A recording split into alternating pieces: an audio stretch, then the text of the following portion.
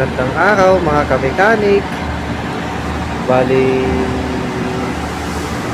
eto na pala siguro ang huling makinang bubuuin ko dito sa company na to.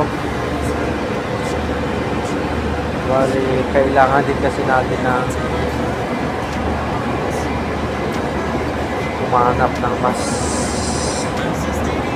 okay pa dito, umanap ng mas better pa na ikakabuti natin.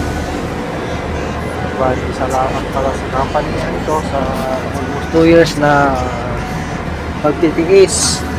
Bali, ang issue pala nitong makina na to is loose compression. Ang pinagkakapitan pala nitong forklift is F7. Sinig ko na rin yung sa contract bearing niya, ang shop niya. Bali, palit na lang ng bagong connecting rod bearing. Bali, ang connecting rod bearing pala ito is undersized na ng 0.50. Pero sa liner niya, ang clearance is standard.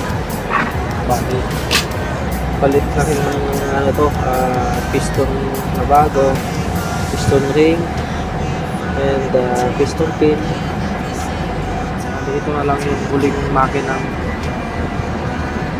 bubuuin ko dito sa kumpanya. Malungkot lang kasi siyempre napamahal ng isang unit dito. Almost din to, nasa 40 plus yata, kasama yung sa ibang site.